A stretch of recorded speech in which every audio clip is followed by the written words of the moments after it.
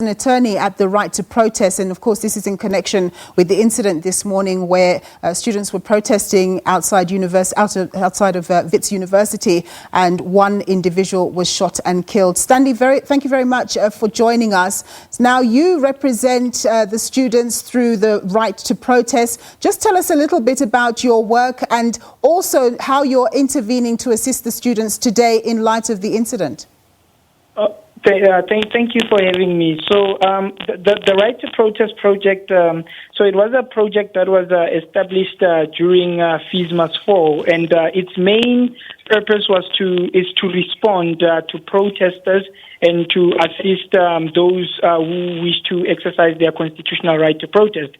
So with today's protest, what we have currently done now is that we have a hotline where protesters are able to call us free of airtime, and they are able to reach us for legal advice and legal assistance pertaining to the constitutional right to protest.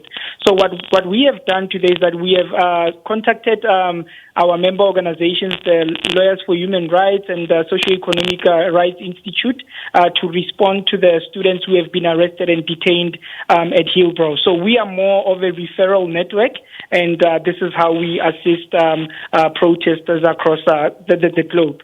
So legally speaking, in terms of those protesters who were incarcerated or in police cells, what will happen with them next? Are you hopeful that you'll be able to get them released today? Yeah, I mean, the aim, yes, is to have them released today, but we need to, there are processes that need to be followed, and we need to be clear that until a person has been charged, there's little that a lawyer can do.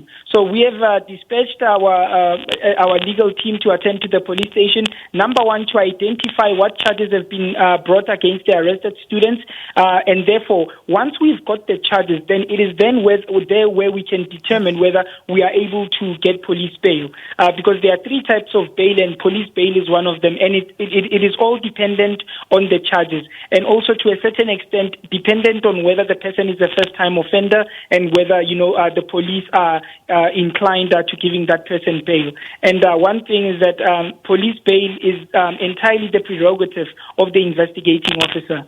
So it is the investigating officer, after consultation with the legal team, then we can see whether the clients could be released or not.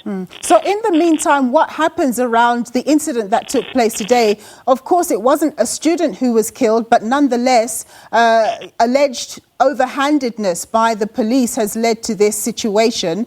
So will there not be any action from any of bodies like yours in the interim about the way that police are handling the student protests and the crowds? I mean, we need...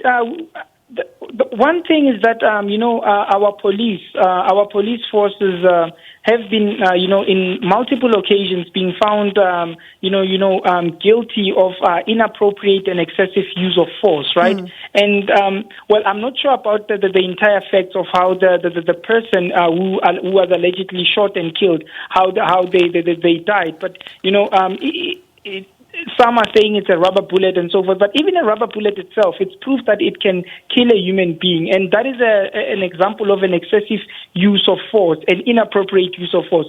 So what needs to happen until investigations have been conducted, to identify or to determine how the deceased person was killed.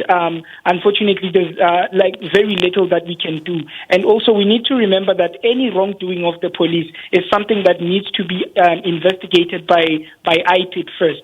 So we can what we can do, we can formulate a campaign around it, and we can also formulate some advocacy work and follow up once the investigation have kicked in. I mean, member organizations of the Right to Protest project, such as the Right to Know campaign, have had multiple campaigns saying that the Falem report, the Marikana report, it must be made public, because there's some crucial findings there that speak about police brutality, that, if it is made public and the police are made aware of those findings, then, the use of force, the use of inappropriate and excessive force during protests, at least it can be placed on a hold. Yeah. But now we just have a lot of systemic issues, and actually it deplays or it depicts the attitude of the state towards protesters. Yeah. Now, of course, you've sent a team of professionals to assist the students who are on the ground. Do you know what the mood is like on the ground following this incident? Are they still resolute, or have they sort of turned inwards and decided to slow down a bit?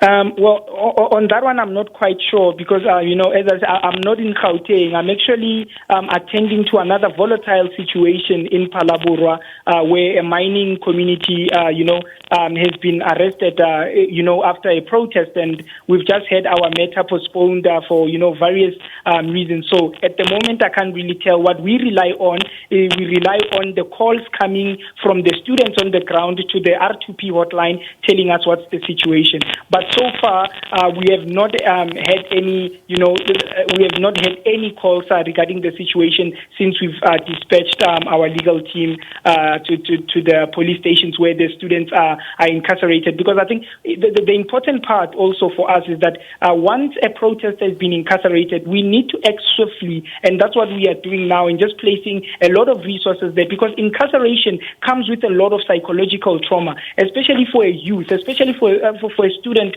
who's just exercising their constitutional right to protest, crying for a constitutional right to access to education. So we are trying to reach out to those whose liberty, their right to freedom of movement and liberty has now been restrained. We are trying to attend to them and make sure that they do not suffer further psychological trauma. Stanley, all the very best in your endeavours there. That was Stanley Malematja. He's an attorney at the Right to Protest. Now, next we're going to be speaking